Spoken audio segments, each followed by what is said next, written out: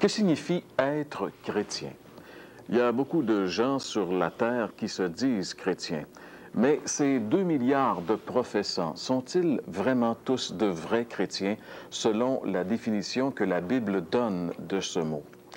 Dans ce domaine, il y a beaucoup de gens qui leurrent les autres en jouant un jeu. Il y a beaucoup de personnes qui se leurrent elles-mêmes en se trompant elles-mêmes. Mais sachez bien ceci, personne ne pourra jamais leurrer Dieu. Au tout début de son ministère public, Jésus a été confronté à ce genre de situation.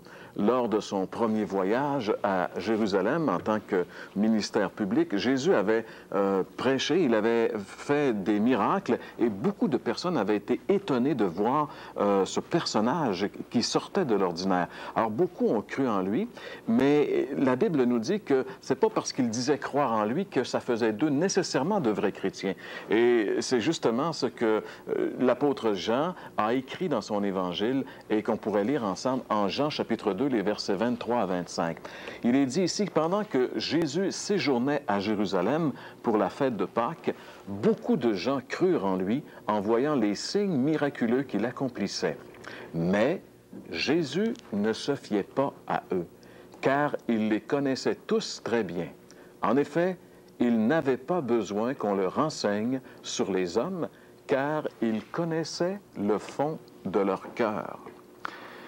Eh bien, ces gens se croyaient chrétiens, mais Jésus savait très bien qu'ils n'étaient pas de véritables chrétiens, parce que leur foi en Jésus avait de mauvais motifs.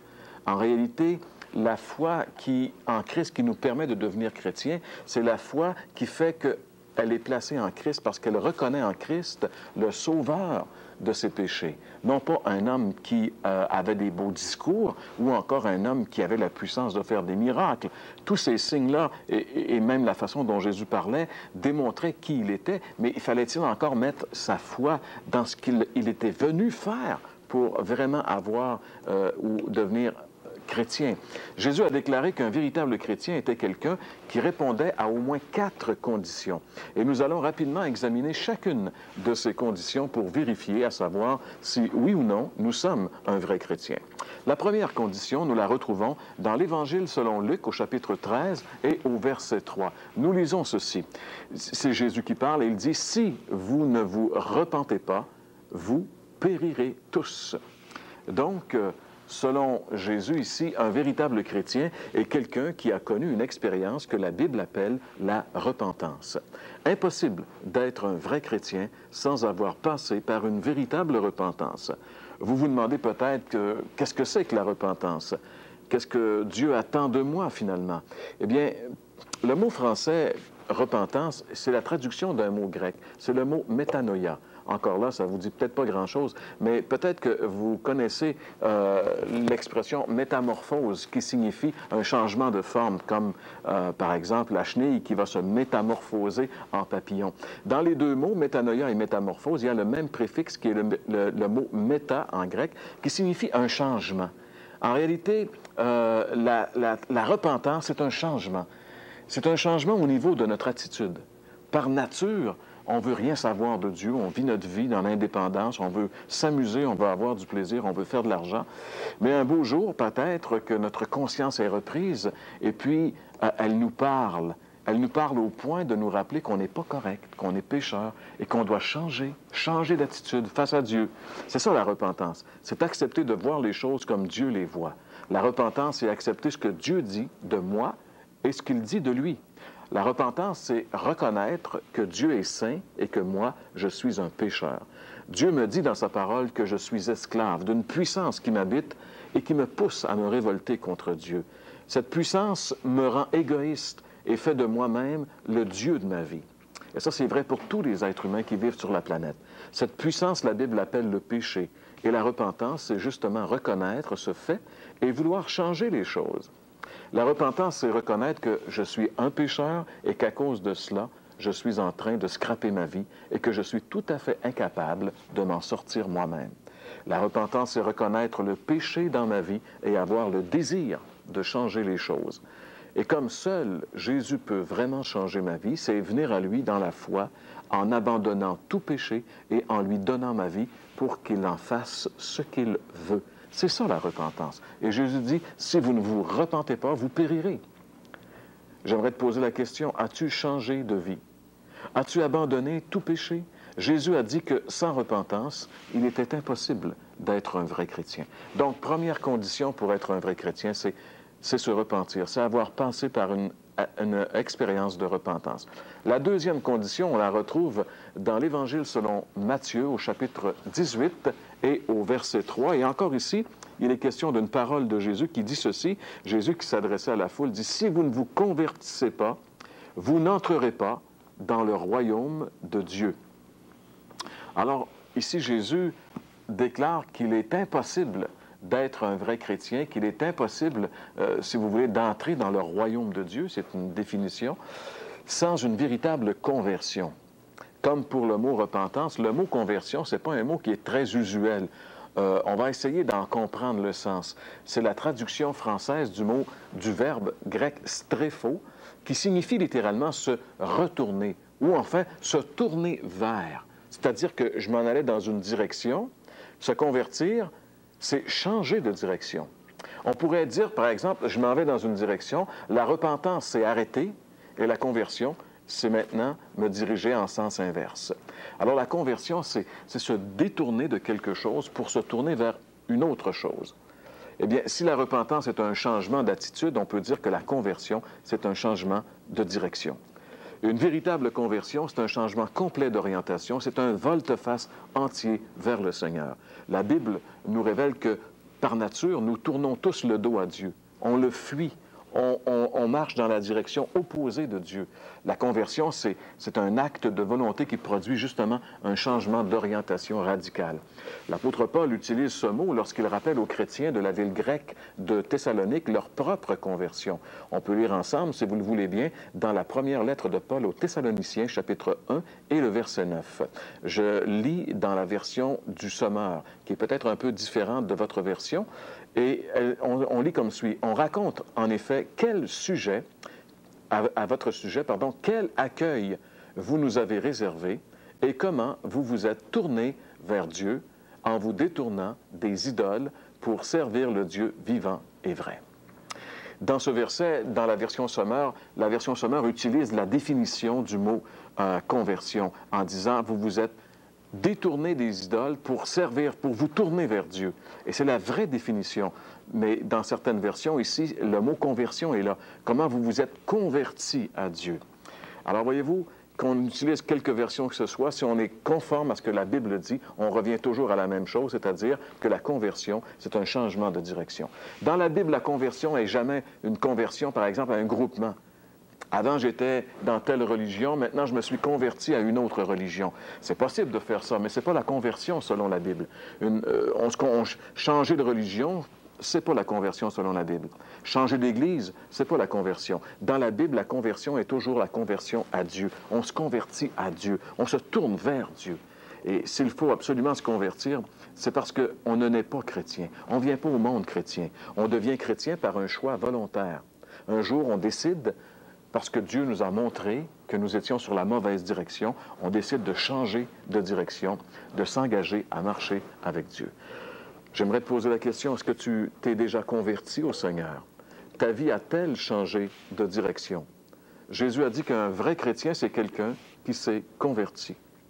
Première condition, Jésus a dit qu'il faut se repentir. Deuxième condition, un chrétien, c'est quelqu'un qui s'est converti. Troisième condition maintenant, on peut lire ensemble cette fois-ci, dans l'Évangile selon Jean, au chapitre 8, et nous allons lire le verset 24, où Jésus dit ceci. « Si vous ne croyez pas que moi je suis, vous mourrez dans vos péchés. » C'est une drôle de phrase peut-être pour quelques-uns, que Jésus dit, « Si vous ne croyez pas que moi je suis », il n'y a pas d'erreur de français. Il faut simplement saisir que dans l'Ancien Testament, Dieu s'est révélé comme étant le « je suis ». Un jour, Dieu s'est révélé à Moïse, et puis il a dit à Moïse, tu vas aller voir mon peuple pour l'appeler à sortir de l'Égypte. Et Moïse a dit, si je dis aux Israélites, Dieu m'a dit de vous dire ceci, alors ils vont me dire, oui, mais il s'appelle comment ton Dieu? Alors Dieu a dit à Moïse, eh bien, tu leur diras, celui qui s'appelle Je suis, vous dit. Alors ça, c'est la façon dont Dieu s'est révélé dans l'Ancien Testament. Je suis. Et dans le Nouveau Testament, Jésus dit, si vous ne croyez pas que moi, je suis, donc en disant cette phrase, Jésus s'identifie lui-même à Dieu, donc il décline, enfin, non pas il décline, mais il déclare sa déité, qu'il est vraiment Dieu. Alors il faut croire qui est Jésus. Ça, c'est la troisième condition, qui est, on pourrait le dire, la foi en qui est Jésus et en ce qu'il a fait. Jésus déclare ici que seule la foi en lui peut faire de nous un vrai chrétien. Sinon, nous mourrons dans nos péchés. Dans la Bible, le mot croire, c'est plus que de savoir quelque chose. Le mot croire, c'est vraiment mettre sa confiance, se confier en. Je peux connaître bien des choses et bien des faits sur Jésus, mais cela ne fait pas de moi un vrai chrétien. Je peux très bien connaître intellectuellement les faits de l'Évangile, mais cela ne fait pas pour autant de moi un vrai chrétien. Pour devenir un vrai chrétien, je dois mettre toute ma confiance uniquement en ce que Jésus est et en ce qu'il a fait pour moi à la croix. Jésus est le grand je suis de l'Ancien Testament. Il est Dieu manifesté en chair. Et la Bible dit qu'il est venu pour prendre ma place de coupable et pour mourir à ma place sur la croix. Le jugement qu'il a reçu sur la croix, c'est moi qui devais le recevoir. Il a été puni de Dieu à ma place. Je ne pourrai jamais devenir un vrai chrétien sans me confier de tout mon cœur en ce que Jésus a fait pour moi à la croix. Et cela, mes amis, c'est amplement suffisant, parce qu'en mourant sur la croix, Jésus a dit « Tout est accompli ». Est-ce que tu te confies uniquement en Jésus et en son œuvre à la croix pour ton salut? Sans cela, on n'est pas un vrai chrétien. Il faut se repentir, il faut vraiment se convertir, il faut croire qui est Jésus-Christ et ce qu'il a fait. Et la quatrième et dernière condition, cette fois-ci, on la retrouve dans l'Évangile selon Jean, au chapitre 3 et au verset 3. Jésus dit quelque chose ici à un homme qui s'appelle Nicodème. Il lui dit, « Si un homme ne naît de nouveau, il ne peut ni voir ni entrer dans le royaume de Dieu. » Selon les paroles même de Jésus, un vrai chrétien, c'est quelqu'un qui est né deux fois. Est-ce que tu es né deux fois? Sinon, tu ne pourras jamais ni voir, ni entrer dans le royaume de Dieu. C'est ce que la Bible dit. Jésus a dit ces paroles à un homme qui s'appelait Nicodème. C'était un homme religieux. C'était un homme qui se confiait dans ses bonnes œuvres religieuses et morales pour aller au ciel. Il se croyait correct, il se voyait comme un bon chrétien. Beaucoup sont comme lui aujourd'hui. Ils pensent mériter leur ciel en échange de leurs bonnes œuvres religieuses. Mais Jésus a été très catégorique. Il doit se produire un miracle dans la vie de tout individu pour qu'il devienne un vrai chrétien. Il doit naître une seconde fois. C'est une naissance spirituelle qui vient par la foi en Jésus. Quand du plus profond de son cœur, une personne reçoit Jésus comme Sauveur et Seigneur, Dieu lui donne une nouvelle nature. Il lui donne sa propre nature, la nature même de Dieu, la nature divine, qui lui permet maintenant d'avoir accès à Dieu, et ce, pour l'éternité. Cela s'est-il produit pour toi? Est-ce que tu es né deux fois? Voilà, mes amis, les 4 conditions qui font un vrai chrétien, selon Jésus. La repentance envers Dieu, la conversion au Seigneur Jésus-Christ et la foi unique en Jésus, ainsi que la nouvelle naissance. Si on t'arrêtait et qu'on t'accusait d'être chrétien, est-ce qu'on trouverait assez d'évidence pour te condamner? Es-tu vraiment un vrai chrétien? Voudrais-tu le devenir? Quand Jésus a été crucifié sur la croix, 2 bandits ont été crucifiés à ses côtés. Et l'un des 2 est devenu un vrai chrétien là sur la croix. Il s'est repenti. Il a dit à Jésus, il a dit à l'autre, il a dit, nous recevons ce que nous méritons. Il a donc reconnu qu'il était un pécheur et qu'il devait payer de la justice humaine pour ce qu'il avait fait. Mais il a dit aussi, lui n'a rien fait de mal. Il a reconnu que pour ce qui concerne la justice de Dieu, c'est Jésus qui était en train de payer sa propre pénalité. Alors il s'est repenti, il s'est tourné vers Jésus, il s'est donc converti, et puis là il a dit à Jésus, quand tu viendras dans ton règne, souviens-toi de moi. Et il a cru que Jésus était vraiment le Messie, donc il a cru en Jésus, et Jésus lui a dit, aujourd'hui tu seras avec moi dans le paradis. Il est né de nouveau, là, sur la croix. Il a réalisé que Jésus mourrait pour lui. Il s'est converti. Il s'est tourné vers Jésus. Alors, mon ami, j'aimerais te poser la question, est-ce que tu réponds à ces 4 conditions? Est-ce que tu réponds aux 4 conditions que Jésus a placées dans la parole de Dieu pour confirmer que tu es un vrai chrétien? Voudrais-tu, comme cet homme sur la croix, devenir un vrai chrétien maintenant? Tout ce que tu as à faire, c'est de te repentir. Reconnais que tu es un pécheur.